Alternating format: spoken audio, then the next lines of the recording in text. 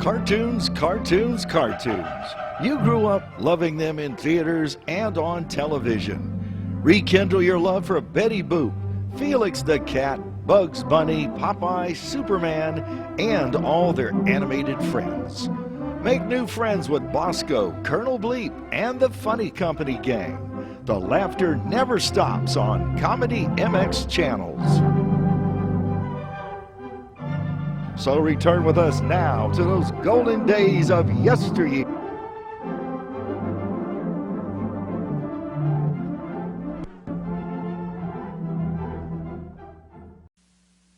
We have a company that you can join for free, and kids in every neighborhood belong.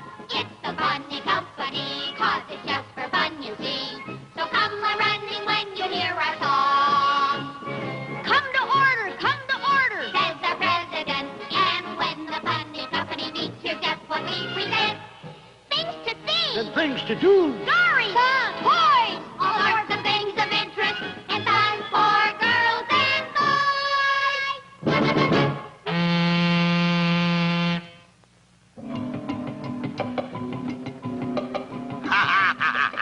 I followed those Funny Company brats all the way here, the Amazon jungle.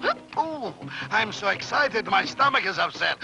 Ooh, look, I've got poison darts and blowgun, and I'm going to finish them off and get all the money that rich dame is carrying with her to make foolish movie. Oh, I'm so excited, Mr. T-Berry. Oh, I think it's just wonderful that you put up the money to make this movie, Miss Wellborn. But now poor Terry is sick, and he's supposed to be the Birdman in our movie about the Amazon princess. Stupid child, all you need is me, Gloria Excelsior, star of stage, screen, and radio. Please, no bickering. Enough has gone wrong with this picture already. Terry's sick and... You nasty green bird, I told you to take a hot bath and lots of orange juice. Did you drink your orange juice yet? I haven't finished drinking the hot bath yet. I'll finish them off with this poison dart. Oh, look at all the little fishies. Yes, these are piranha-infested waters. Oh, piranha. What is that? Oh, they're tiny little fish that are very bloodthirsty. Oh, this jungle, it's horrible and ferocious. Oh, Miss Excelsior, the creatures of the Amazon jungle are very interesting. Oh, brother, even when I'm sick, this kid talks. I would like to tell you about some of the animals we might see. As for instance, the tapir. It is very much like a hog or a forest pig. Actually, a tapir looks kind of like a cross between an anteater, an elephant, a hog, a rhinoceros, and a hippopotamus. Can't make up his mind, I guess. He's very fat, and some natives do eat tapir meat. Another interesting animal you will see is the bird called the macaw. Macaw. Very funny. At any rate, the macaw is a beautiful bird, and you will see many of them in pet stores and in zoos throughout the world. Now, there is one animal that we must be very cautious about, and that is the boa constrictor. The jungle has many kinds of boa constrictors. What do you mean, a snake-like? Look. Yipes! Now, there are tree boas, meaning boa constrictors that like to be in trees and live in trees. Boy, do they bite you? No, a boa constrictor will grab on you and wrap himself around you and strangle you, squeeze you until the life has left you. You will suffocate because you can't breathe. What do you mean, me? He's not going to get within 10 feet of me, my friend. Well, fortunately, boa constrictors aren't very fast, but that's how they get their prey. Oh, what a terrible beast. Oh, he is that. I'm certainly glad we don't have any scenes calling for a boa constrictor. There are plenty around here, so we'd better be careful. It stopped raining. Oh, keen team, we can shoot the scene where Gloria Excelsior and Shrinkin' Violet are rescued from the piranha-infested river by Reba the Birdman. Feeling up to it, Terry? I'll try, Mr. T-Berry. And I will dump those two little girls, and while everybody is trying to save them, I will steal Miss Wellborn's suitcase full of movie money. I didn't say action. That's not pterodactyl. Who's that nasty Billy Laguna? I hate to work with amateurs. It's a shame you ruined that scene, Mr. T-Berry. Ruined it? Oh, my boy, keep that camera rolling. And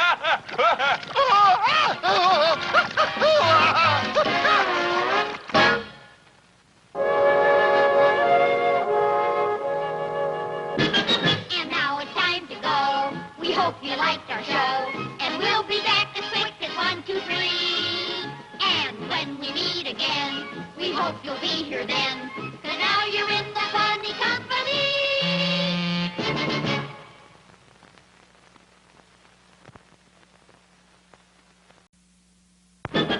We have a company that you can join for free. And kids in every neighborhood belong. It's the funny company, 'cause it's just for fun, you see. So come a-running when you hear our song. Come to order, Says our president. And when the funny company meets, here's just what we present. Things to see. And things to do. Stories. Toys. All sorts of things of interest. And fun for girls and boys.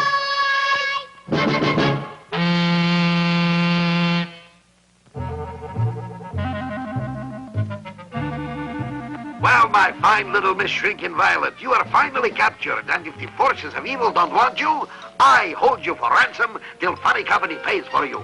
Oh, I'm so frightened. Ouch. Go ahead and shrink. I just put you in bottle. There. Goodbye till later.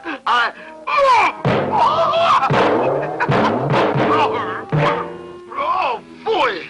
If I'm going to be Minow, got to get more class. Oh, my, what can I do? I'm so scared I can't grow, and I'm too small to push that cork out.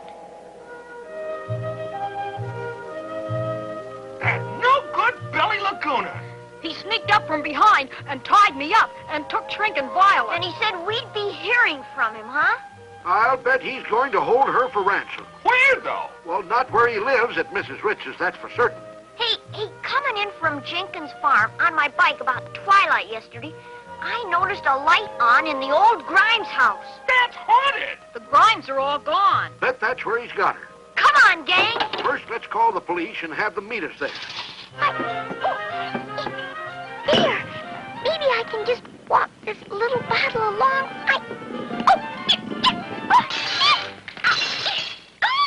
Oh, at least I'm free, but scared.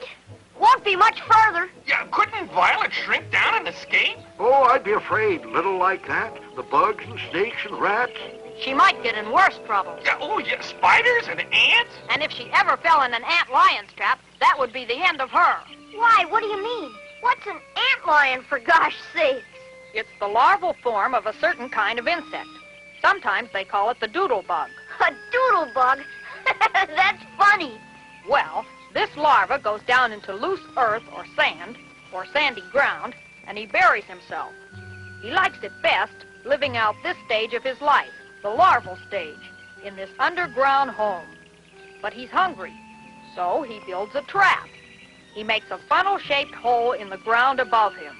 Hey, how about that? He's pretty smart, and boy, is he a hard worker. Right.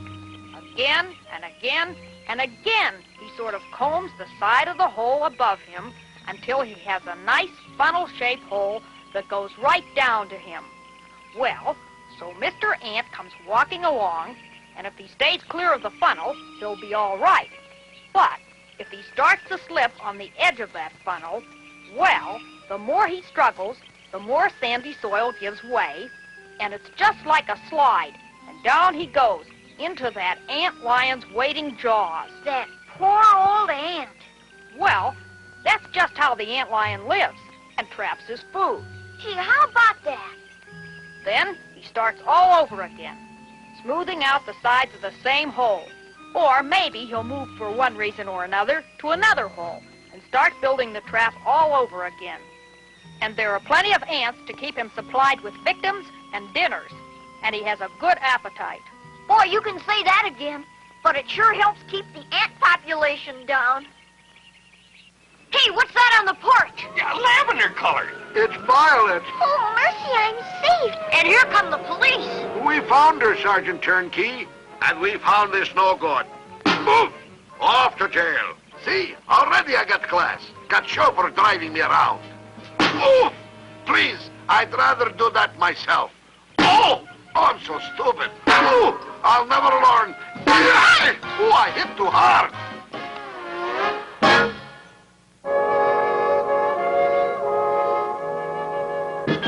And now it's time to go. We hope you liked our show. And we'll be back as quick as 1, 2, 3. And when we meet again, we hope you'll be here then. 'Cause now you're in the funny company.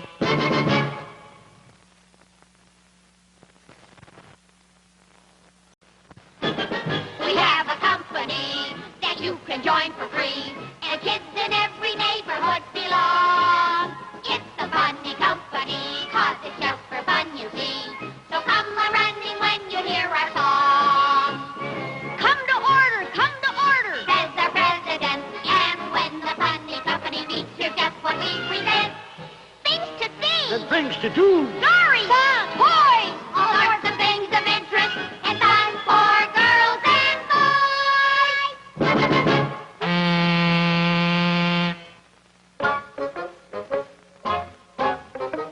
Hey, everybody. The funny company's got a job delivering eggs from Mrs. Hawkins' farm. So I guess we'll have to buy some egg baskets. Gee, Buzzer, we can't buy any baskets. Our treasury's too low. Maybe we could weave our own. How do you weave an egg? Not eggs, baskets.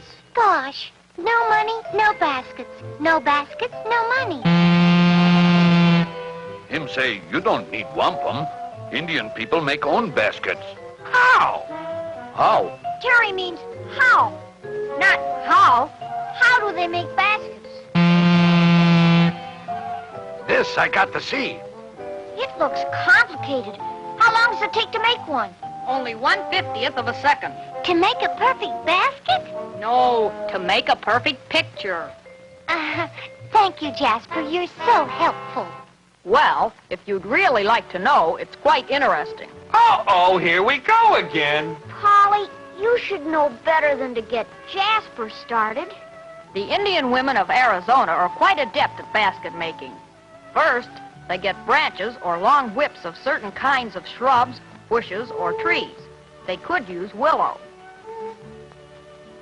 Then, after the leaves and twigs have been stripped from the main whip, they split the whip into 2 or 3 parts.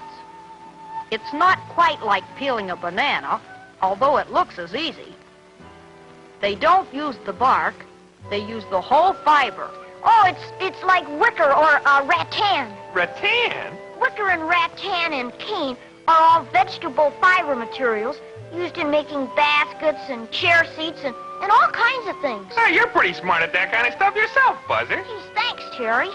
And so, these Indian women weave the baskets, forming the base first and building up the sides next. They weave in darker strips that they've dyed with color, and that way they make their pretty Indian designs. You know, Jasper, it is interesting. I told you so. You all give me a hard time once in a while. Okay, JP, no sermons. Well, anyhow, that's how you weave baskets. And I've heard that some baskets can be woven so tightly that they can be used to carry water. Yeah, and woven so round you can play with them. Play with them? Sure, you've heard of basketball, haven't you? Oh, Terry! You know, those baskets are really keen. Gee, with our own handmade baskets, now everything we earn from delivering eggs will be profit. No overhead. Except me, I'm overhead. Gonna steal Funny Company's baskets and corner the basket market. Pretty soon Easter bunnies won't have Easter baskets. Families won't have picnic baskets. Kids won't have basketballs. Then everyone will have to buy Belly's baskets. Hey, look who just dropped in. It's that little old basket stealer, me. Anybody that would steal from kids is a rotten egg. Not only am I rotten, but I'm a hard-boiled egg, too. Oh, no, you don't. Fire! Shell the enemy, everybody!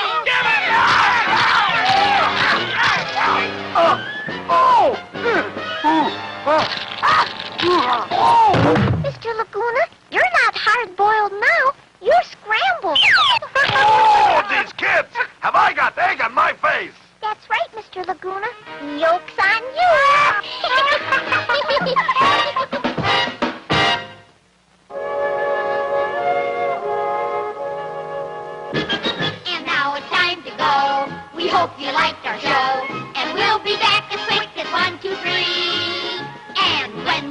again, we hope you'll be here then. 'Cause now you're in the funny company. We have a company that you can join for free, and kids in every neighborhood belong. It's the funny company, 'cause it's just for fun, you see. So come a-running when you hear our song. Come to order, Says the president, and when the funny company meets, here's just what we present. Things to see, And things to do. stories, toys, all sorts of things of interest, and fun for girls and boys.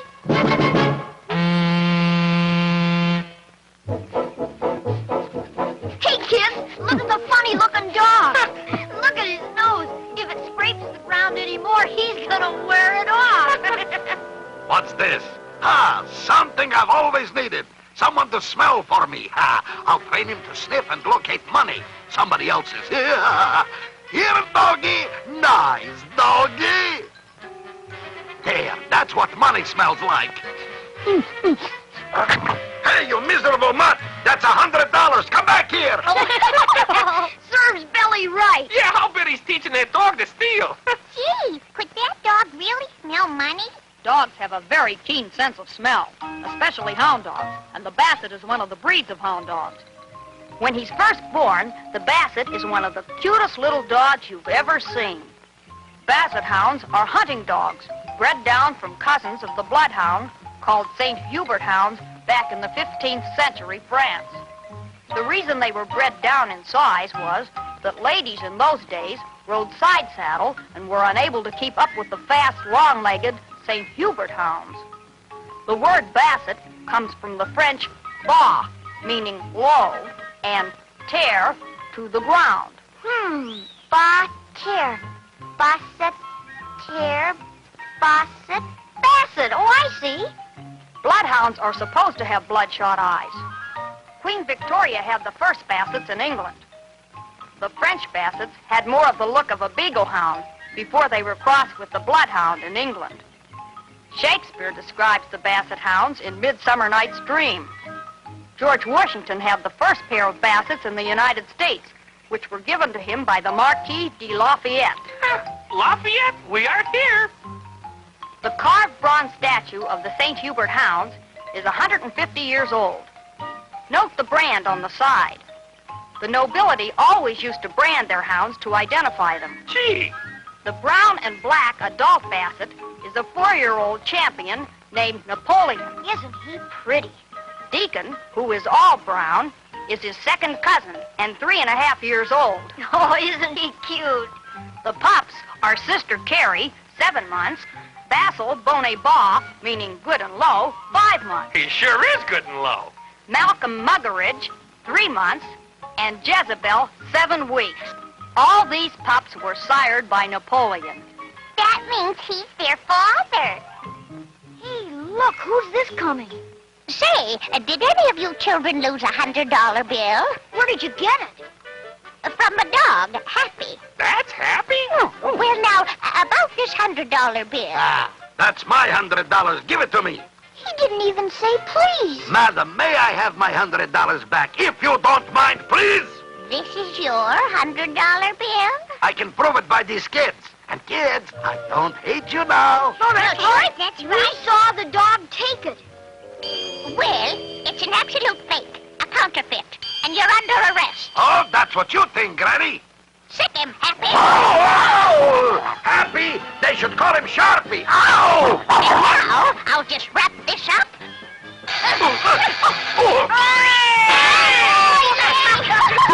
Hey, where did you learn that judo? It's from years with the Treasury Department, Sonny. I started with Alexander Hamilton. Oh, my goodness. What's the matter? What are you doing? I'm putting on my skates. I'm already 10 minutes late for my surfboard lesson. Hi-ho, silver wheels, and away!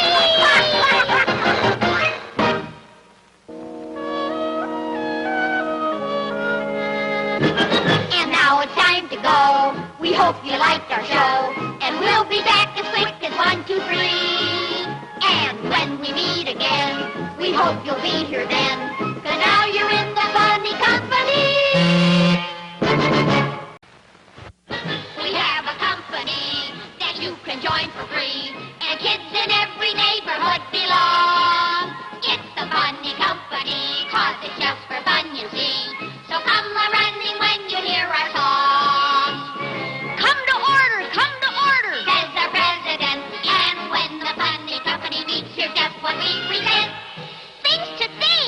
to do. Stories, toys, all sorts of things of interest and fun for girls and boys.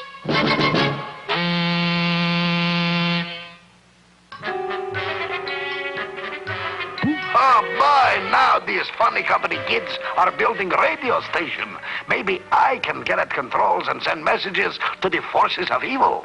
How's it coming, Dr. Todd? We still have some tinkering to do before we can try broadcasting. Well, meanwhile, let's catalog our music records. Catalog? Yeah, we've got to put the music in order so we can use it as a library. Well, music is music, isn't it? Yeah, but this way, if we're doing a radio play and we'd need mystery music, we could find it more easily. Here's one. It's called Movie Chase. Well, sounds like an old comedy with the Keystone Cops. Terry, that's your cue. I'll make the lights flicker like the movies used to. Just think, with our radio station, we can tell the whole world how much fun we have. Huh. This radio station will be lucky if we're heard in the next block.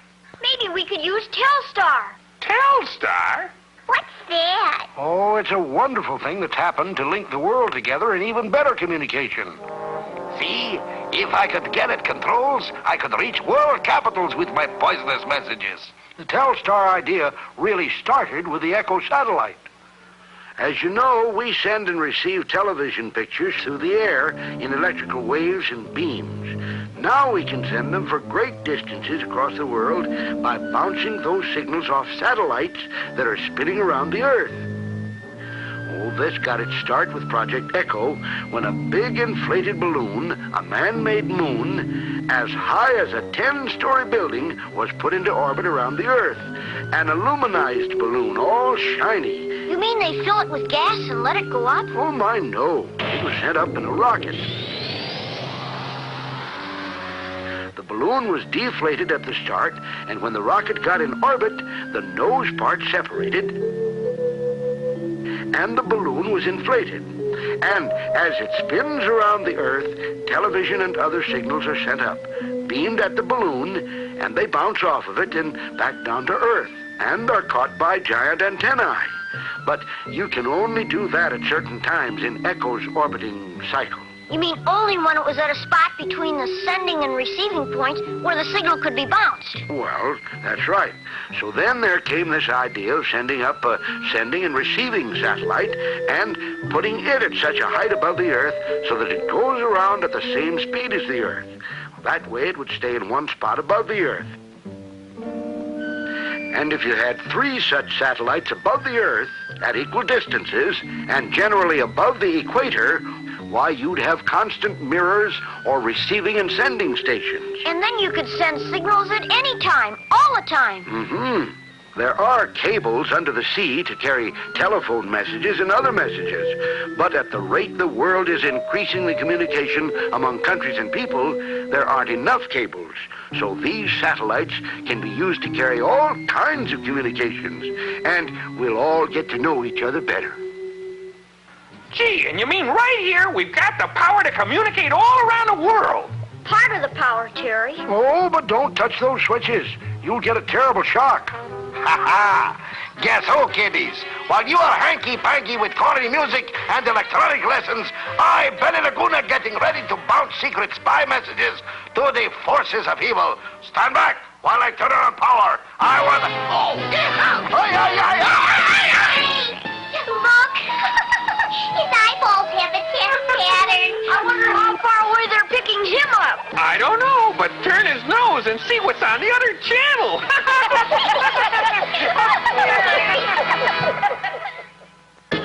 And now it's time to go. We hope you liked our show. And we'll be back as quick as 1, 2, 3. And when we meet again, we hope you'll be here then. 'Cause now